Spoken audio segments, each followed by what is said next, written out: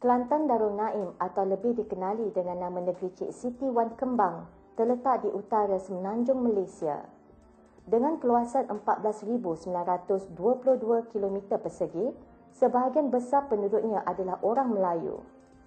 Bersempadan dengan negara Gajah Putih, Thailand, ia menyimpan banyak keistimewaan yang unik.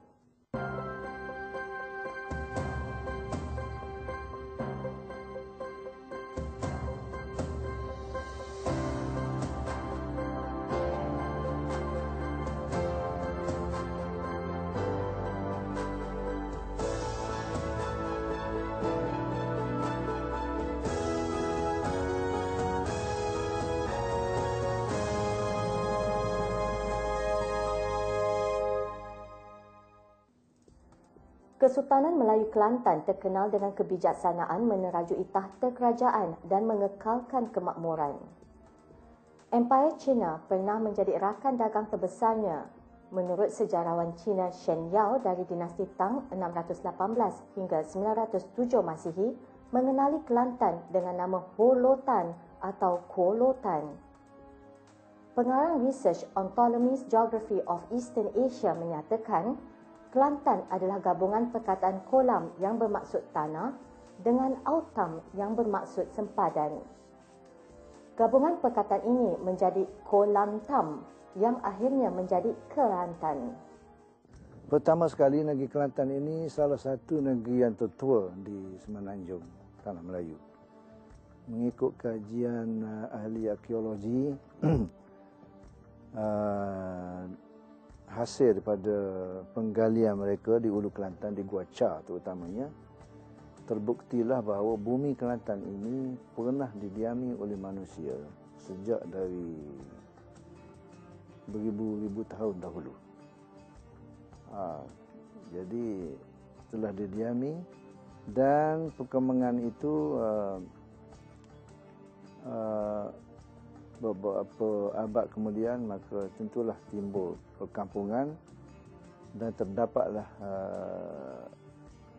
negeri-negeri kota ataupun port city dalam bahasa Inggeris, negeri kota yang namanya sebagaimana yang disebut oleh Ptolemy, iaitu Kolipolis, Tara dan beberapa buah lagi nama kota, akhirnya tumbuh menjadi negeri. Selain daripada itu, sejarah awal Kelantan ini kita dapati kebanyakan daripada sejarah luar, sejarah Cina terutamanya. Tersebut dalam sejarah Cina di abad yang ke-3 begitu, telah terdapat sebuah negeri bernama Tantan.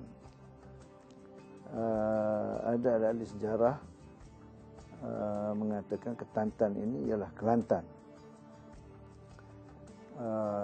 Kemudian Holotan, Kolotan. Mengikut seorang pengembara Cina bernama Chow Jukua, pada tahun 1225 Masihi, dikatakan Kelantan merupakan sebahagian pada kerajaan Sriwijaya yang berpusat di Sumatera Selatan. Dan di dalam sebuah syair Jawa kuno yang bernama Negara Kertagama karangan para Panca pada tahun 1365 Masihi, disebut di dalamnya bahawa negeri Kelantan tersebut dalam Negara Kertagama disebut Kelantan, K-L-A-N-T-E-N. Tadi Cilantan, sekarang Kelantan adalah sebahagian pada kerajaan Majapahit yang berpusat di Jawa Timur. Kelantan seperti juga dengan negeri Kedah, Perlis dan Terengganu pernah menjadi negeri jajahan Siam. Pada kurun ke-18, putera Raja Kelantan Long Yunus berjaya menguasai tahta kerajaan dan membentuk Kesultanan Melayu Kelantan yang kekal hingga kini. Tahun 1777, Raja Long Yunus memindahkan ibu kotanya dari kota Kubang Labu ke kota Galuh. Setelah kemangkatan Long Yunus, Kelantan diserang Terengganu pada tahun 1795 dan tahun 1800. Dengan bantuan Patani, Terengganu berjaya menewaskan Kelantan. Tahun 1801, putera Raja Long Yunus iaitu Long Muhammad melancarkan serangan balas dari Ulu Kelantan dan berjaya membebaskan Kelantan dari tawanan Terengganu. Long Muhammad mengisytiharkan dirinya Sultan Muhammad selepas peperangan ini tamat. Kelantan menjalinkan hubungan diplomatik dengan Siam bagi mengelakkan serangan luar dan menjaga kemerdekaan. Kelantan menghantar bunga emas ke Siam pada tahun 1812 sebagai tanda persahabatan, manakala Siam membalas dengan memberi hadiah yang berharga. Penghantaran bunga emas ini dibuat setiap 3 tahun sekali. Hasil hubungan ini, Terengganu tidak lagi menunjukkan permusuhan terhadap Kelantan. Sesetengah sejarawan percaya bahawa kerajaan Sriwijaya pertama, Sriwijaya Mala, telah wujud di Kelantan dan berkembang ke tanah Melayu dan Sumatera kira-kira pada akhir abad ke-7. Seri Maharaja Jayanagar telah membangunkan sebuah ibu kota di Palembang, Sriwijaya kedua. Kelantan diserahkan kepada puteranya Seri Maharaja Diraja. Kemudian kedua-dua kerajaan ini disatukan oleh Sanjaya Jayashinha, cucu Jayanagar, dalam satu empayar yang disebut Sanfouce oleh orang-orang Cina. Tanah Seri Indah sekebun bunga, iaitu pada abad ke-8 Masihi. Kelantan dikunjungi para pedagang dari dalam dan luar negeri, antaranya dari Kepulauan Melayu, Siam, Kemboja, Champa, Cina, India, Parsi dan Arab. Jumpaan Wang Dina di kawasan kota Kubang Labu menjadi bukti kukuh menunjukkan Kelantan sebuah negeri yang berkuasa dan menjadi pusat perdagangan terulung pada waktu itu. Pada dina itu tertera perkataan dan angka Arab Al-Julus Kelantan 577 dan di sebelahnya Al-Mutawakkil bertarikh 577 tahun Hijriah yang bersamaan dengan tahun 1181 Masihi. Anchor&Sea pernah mencatatkan Kelantan terletak di laluan perdagangan antara timur dengan barat. Kuala Sungai Kelantan menjadi tempat persinggahan terkenal di kalangan peniaga sebelum ke Teluk Siam, Kemboja dan Cina.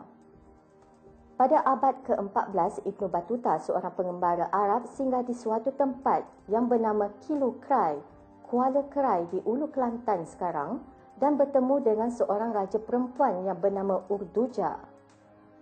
Penulis Cina Chao Jiuhua menyebut negeri Cilantan pada tahun 1225 di bawah takluk kerajaan Sriwijaya. Syair Jawa kuno Nagara Kertagama karangan Prapanca pada tahun 1365 menyatakan Kelantan adalah sebahagian daripada Empayar Majapahit yang berpusat di Jawa Timur.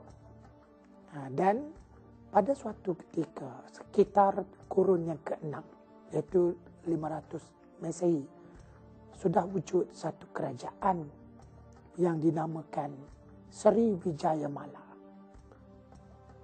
Ahli sejarah seperti Muens dari Belanda memberikan pendapat bahawa Sriwijaya Mala ataupun kerajaan Sriwijaya ini yang kita ketahui kemudiannya tersebar meluas seluruh Nusantara bermula di Kelantan. Bahkan setengah ahli sejarah mengatakan kerajaan Sriwijaya ini bertempat ataupun berkotanya di Kuala Kerai. Dan kalau kita tinjau, tak kala Ibnu Battuta, seorang pengembara dari Asia Barat, dari tanah Arab, yang mengembara dari India ke Tiongkok, ke negara China, telah singgah di Kilu Kerai. Beliau merujuk kepada Kuala Kerai. Dan beliau menyatakan bahawa di Kilu Kerai ini rakyatnya sudah beragama Islam dan rajanya pun seorang wanita beragama Islam yang dinamakan Urduja. Urduja ini dalam sebutan orang-orang Kelantan ialah Durga. Dan setengah ahli sejarah seperti Abdullah Nakula gemar menyebutnya sebagai Dewi Durga. Sejarah Melayu menjelaskan semasa pemerintahan Sultan Mahmud Shah di Melaka, Kelantan telah ditakluki dan 3 orang puteri Sultan Mansur Shah pada tahun 1467 hingga 1521 dibawa ke Melaka. Seorang puteri bernama Onang Kening telah diperisterikan oleh Sultan Mahmud Shah. Hasil perkongsian hidup baginda lahirlah Raja Muzaffar yang menjadi Sultan Perak yang pertama. Itulah kerajaan Kelantan purba. Ya. Seterusnya, Kelantan telah ditakluk oleh Melaka. Ini peristiwa penting. Setelah waktu zaman Sultan Mansur memerintah negeri Kelantan dan zaman Sultan Mahmud memerintah Melaka, negeri Kelantan menjadi makmur, berkembang maju, ya, sehinggalah Sultan Mahmud telah memutuskan bendara Paduka Raja untuk menyerang Kelantan. Dan peristiwa itu dijangkakan sekitar tahun 1502. Dan Kelantan telah tertakluk kepada Melaka. Puteri Sultan Kelantan, Lobak, Gombak dan juga Onang Kening telah dibawa ke Melaka. Dan Onang Kening akhirnya telah berkahwin dengan Sultan Mahmud dan berputerakan Raja Muzaffar. Dan Raja Muzaffar ini sebagaimana yang kita percayai merupakan pengasas kerajaan Diraja Perak. Apabila Sultan Mansur Shah mangkat pada tahun 1526 Masihi, putera baginda iaitu Raja Gombak ditabal menjadi raja dengan gelaran Sultan Gombak. Setelah baginda mangkat, tahta beralih kepada cucunda baginda yang dijadikan anak angkat baginda bernama Raja Ahmad. Pada 1684 Masihi, baginda dikurniakan seorang puteri, Cik Wan Kembang. Apabila Sultan Mahmud mangkat pada 1589 Masihi, Cik Wan Kembang baru berusia 4 tahun. Kerana usianya yang muda, Raja Hussein dari Johor telah dilantik sebagai pemangku Raja Kelantan. Setelah baginda mangkat pada 1610 Masihi, Cik Wan Kembang ditabalkan menjadi Raja Kelantan. Baginda bersemayam di Gunung Cintawangsa, kira-kira 40 km ke tenggara Kuala Krai. Pemerintahan Cik Wan Kembang menjadi masyhur dan dikunjungi oleh para pedagang dari dalam dan luar negara, termasuklah dari Arab yang menggelarkannya Paduka Cik Siti. Dikatakan baginda memiliki seekor kijang yang menjadi haiwan peliharaan kesayangannya. Ia merupakan pemberian dari rakyat kepada baginda yang tinggal di Gunung Ayam. Gambar kijang ini telah diterapkan di atas wang emas dan kemudiannya diabadikan pula sebagai sebahagian daripada lambang kebesaran negeri Kelantan yang kekal hingga ke hari ini.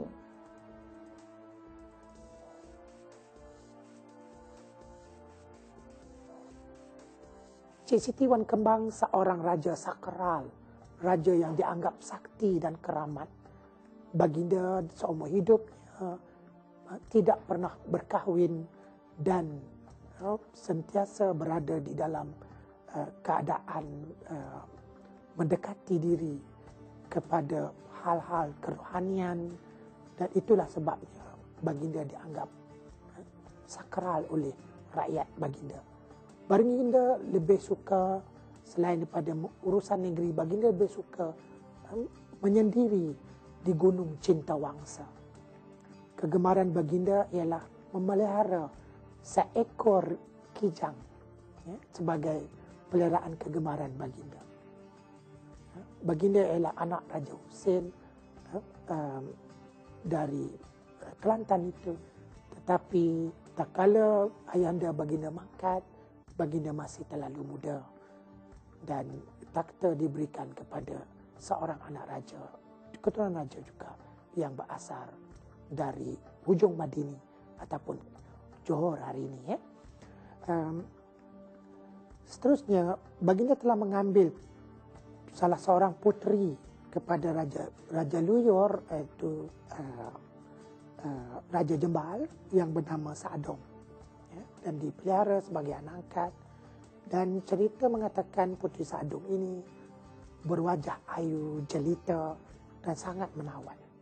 Semasa pemerintahan Cik Siti Wan Kembang di Gunung Cintawangsa, di bahagian timur laut negeri Kelantan telah wujud sebuah lagi kerajaan yang berpusat di Jembal di bawah pemerintahan Raja Sakti 1638 Masihi. Apabila baginda mangkat, putera baginda bernama Raja Loyor ditabalkan menjadi raja pada tahun 1649 Masihi. Baginda mempunyai sepasang cahaya mata iaitu Raja Sakti dan Puteri Sakdong. Hubungan baik yang terjalin antara kerajaan Cik Siti Wan Kembang dengan kerajaan Loyor di Jembal dapat dilihat apabila Puteri Sakdong, anak Raja Loyor, diambil sebagai anak angkat oleh Cik Siti Wan Kembang. Puteri Sakdong mewarisi harta peninggalannya kerana baginda tidak berkahwin dan mempunyai zuriat keturunan.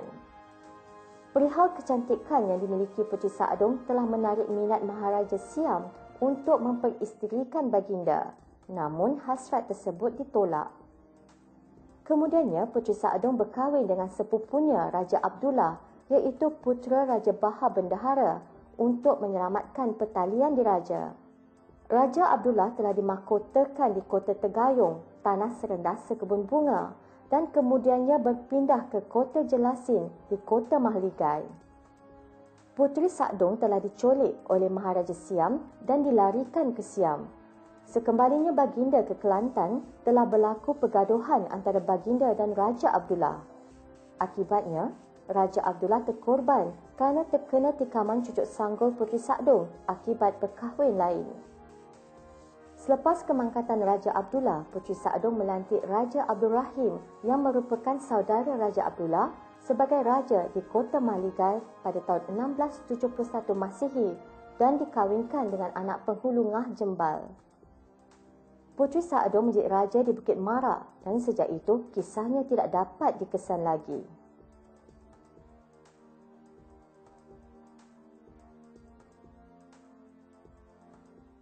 Raja Ligor telah mengarahkan panglimanya, memerintahkan panglimanya untuk mengambil Puteri Sakdong untuk dijadikan isteri. Walaupun ditolak, tetapi pihak Raja Ligor tidak berputus asa dan diperintah panglimanya lagi untuk mengambil walaupun dengan jalan kekerasan. Untuk mengelak sebarang kejadian buruk yang mungkin berlaku, Cik Siti Wan Kembang telah mengahwinkan Puteri Sakdong ini dengan sepupu puteri tersebut, iaitu Raja Abdullah, anak kepada Raja Kahar. Apabila berkahwin, mereka beranggapan masalah Puteri Sakdong dapat diselesaikan dengan pihak Raja Siam. Tetapi telahan dan jangkaan itu meleset. Sebaliknya, Raja Siam telah memerintahkan supaya Kota Jelasin, Kota Mahligai, tempat bersemayamnya kedua raja dan permaisuri ini diserang. Dalam serangan tersebut, oleh kerana bilangan tentera Siam yang lebih ramai jumlahnya, maka keadaan telah memihak kepada Siam. Dan akhirnya Puteri Sakdong telah secara sukarela menyerahkan dirinya kepada Panglima Siam untuk dibawa menghadap Raja Siam. Raja Rahim pula mangkat ditikam oleh rakyatnya di tepi Tasik Lelayang Mandi kerana memerintah dengan zalim. Dengan itu, terputuslah sejarah Kerajaan Mahligai. Kerajaan Jembal pula wujud kembali di bawah pemerintahan Raja Omar yang bergelar Sultan Omar pada tahun 1675 Masihi. Sultan Omar adalah adinda kepada Raja Loyor yang sebelum itu memakai gelaran Temenggung. Apabila Sultan Omar mangkat pada 1721 Masihi, Long Sulaiman dilantik menjadi raja atas kehendak putera sulung baginda iaitu Raja Kecil Sulong. Long Bahar yang adalah putera Raja Patani yang bergelar Datuk Pengkalan Tua berhijrah bersama ayahandanya ke Kelantan. Setelah berkahwin dengan Raja Pah, puteri Sultan Omar, baginda dilantik menjadi raja yang memerintah di Sening dekat Jembal.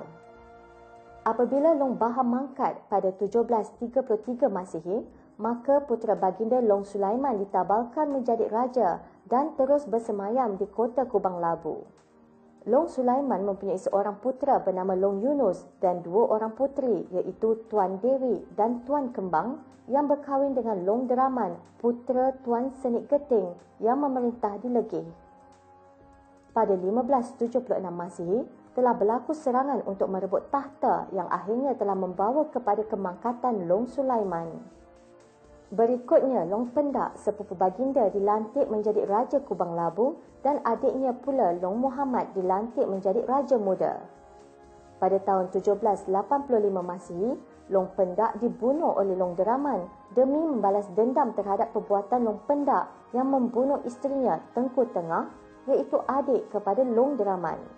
Selepas itu, Long Muhammad dilantik menjadi Sultan di kota Kubang Labu.